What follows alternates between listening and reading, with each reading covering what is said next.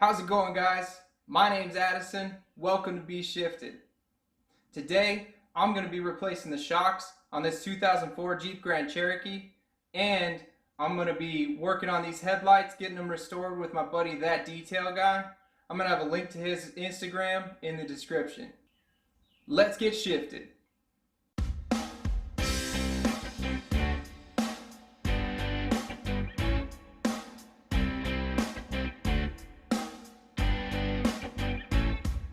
Okay,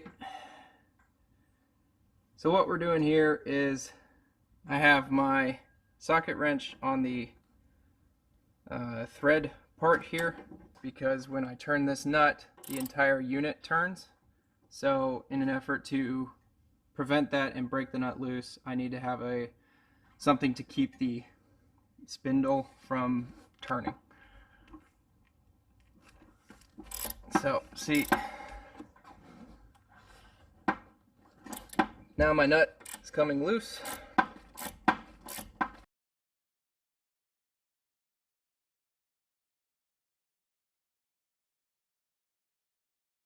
Cool.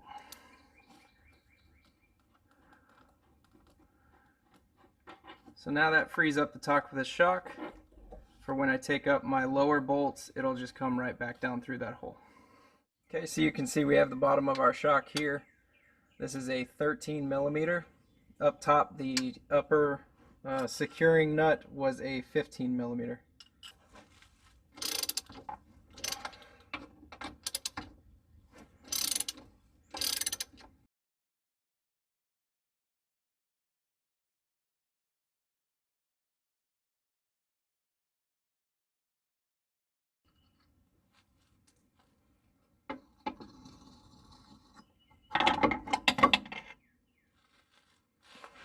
And there it is.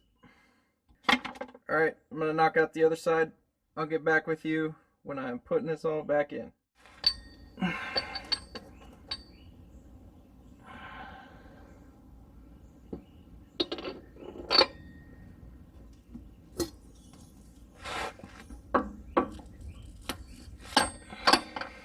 For this new hardware, it is also 13 millimeters on both heads. So I'm going to have a 13 millimeter socket on bottom, and I'm going to have a 13 millimeter wrench on top. I've also made sure that the top of the shock is already in the hole.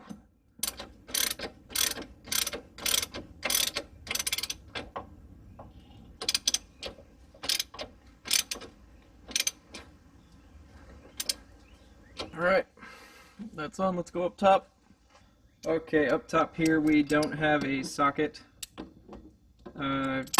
style thread, so we're going to have to use vice grips and just use that to hold on to the top of this. Also, if you were paying attention earlier, I said that the top nut for the stock shock is 15 millimeters. The replacement shock size is 14 millimeters, so make sure you have both sizes in your inventory of wrenches. If you don't, you can check the links in the description below to get a hold of a socket set or a wrench set.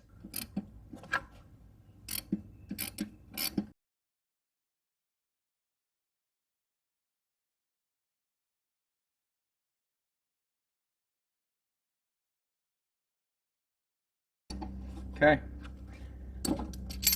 I'm gonna say that that is properly installed. Oh yeah, it's not bouncing anymore. I'm gonna knock out this other side and then I'll get back with you. Hey, how's it going, everybody? This is That Detail Guy. Today I'm going to be showing you guys a couple different methods I use personally to restore headlights. First of all, you may ask yourself, why do I want to restore headlights? The reasons that I have is because, number one, because of safety. A lot of times when you have a customer or it's your own personal vehicle, the number one thing you want to consider is being safe. The other thing I like from a detailer perspective is I feel like doing headlights is probably one of the single most ways to add value to any vehicle. And this doesn't, this is whether you go to a dealership and you're trying to apply and say, hey, this is a service I can add, or if you're just a detailer at home trying to figure out an add-on that makes sense. So anytime that you can push safety to a family, I think that's really an easy sell, and it doesn't take a whole lot of prodding on your behalf. And it's honestly, you're not you being a sleazeball, because if somebody can't see out of their headlights, they're really not doing themselves a good service on the road. So I'm going to show you two different methods, right? If you're just a normal stay-at-home DIYer, this is a good option to start with, right? This right here is a kit from McGuire's. You can pick one up at Walmart for about $30, $35. You can get probably one or two uses out of this kit. So it's good if you're just a guy or gal and you're just trying to keep your headlights nice. It's a very easy, simple kit. Everything you need is inside of this kit, and you can get your headlights looking pretty good, right?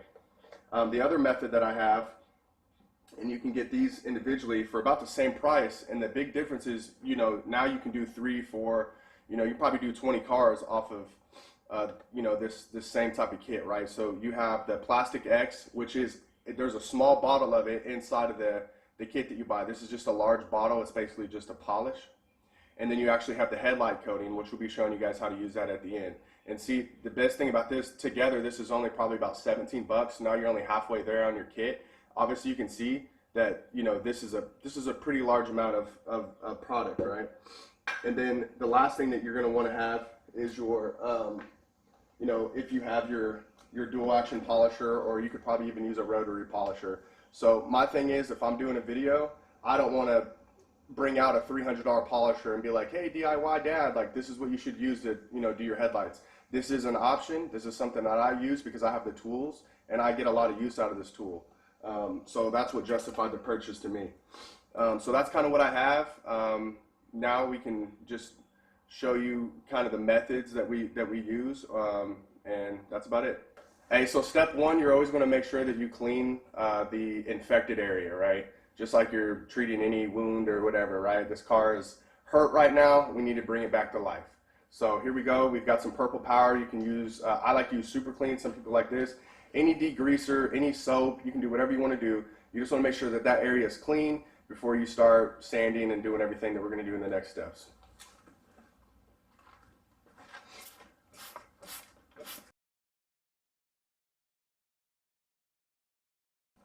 One of the things that just popped into my mind, I know that you can see that I'm getting the area pretty dirty here because I'm cleaning this first. But the thing is, if you're going to refinish headlights while you're also doing a whole vehicle restore, make sure that you clean the vehicle first, like the entire vehicle, before you start this. Because once you put that clear on there, if you get it wet or you do anything, or you're trying to clean the area like around here and you get that clear messed up, you got to start the whole process over. Trust me, I've learned. So that's your pro tip.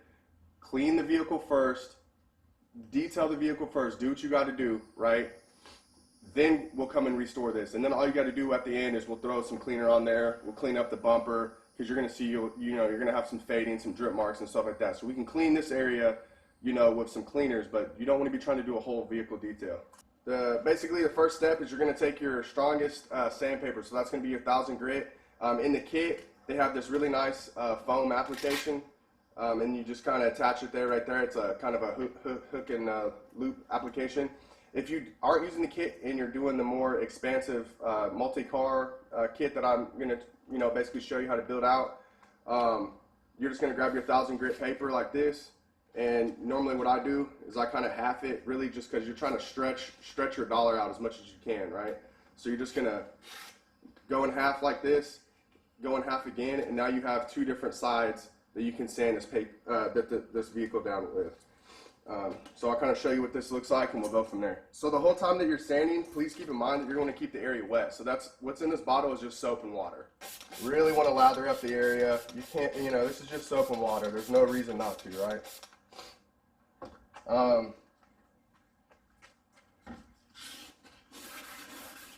And you're just going to start roughing the area up.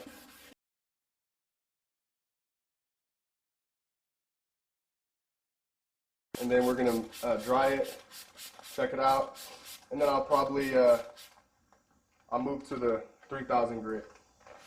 So the 3000 grit, what that's going to do essentially is it's going to start taking out some of these scratch marks that I just put in there. And then the next step after that, obviously, is just putting the polish, and then you're going to put your clear coat.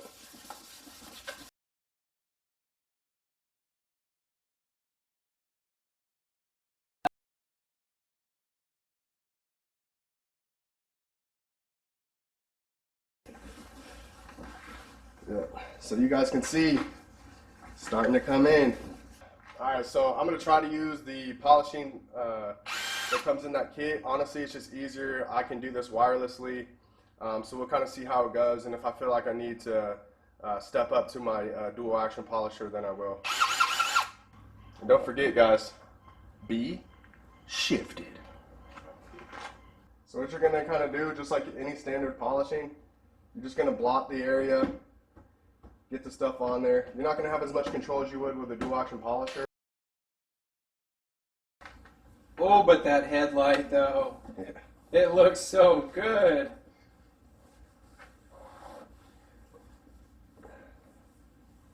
Night and day. Yeah.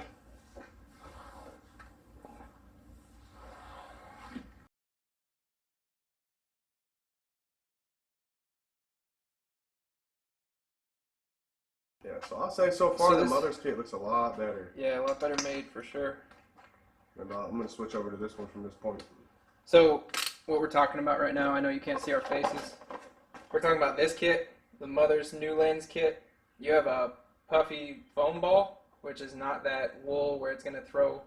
Yeah, versus this right here. Yeah, it's going to throw everything. And I can tell you right now, that's going to be a lot easier to clean if you want to be able to use this for more than one use. Rinse it back out.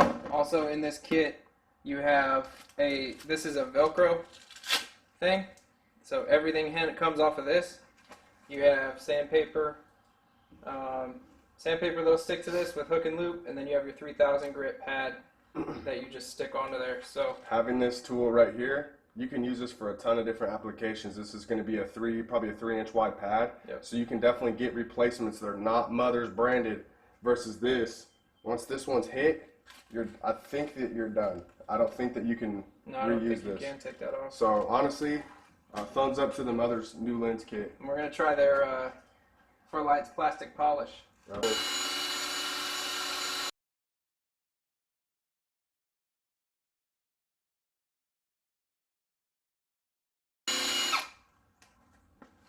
All right, so let me break down some of the benefits, pros and cons between these two kits. Now that I've had some time to get my brain cooking, right? I honestly feel like the stuff that the drill attachment, everything on this kit is very nice.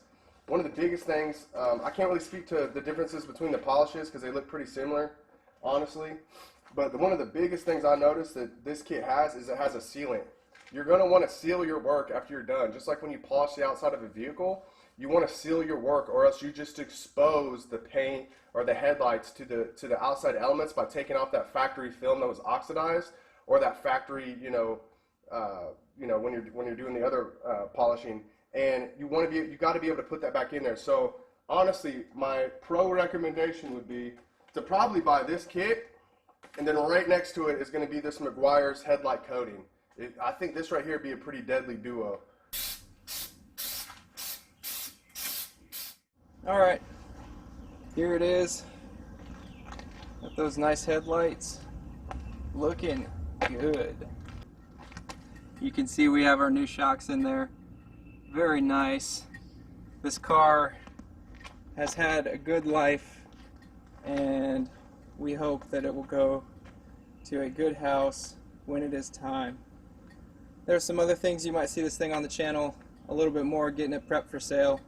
But for now, it was just, it's a hunting vehicle for one of my friends, and he just wanted it to be functional, so those headlights needed to be working, and those shocks when he's going out on muddy roads and stuff like that, he wants it to be usable, and I think these shocks will definitely help, and the headlights will definitely help when he's getting out there on the hunting land. So if you enjoyed today's video, please hit that thumbs up button. If you have any comments about this kind of vehicle, or if you've worked with one before, throw that down in the comment section. I want to know what kind of problems you've run into with these kind of Jeep Grand Cherokees. It's an '04, as you can see from the title. '04 Jeep Grand Cherokee.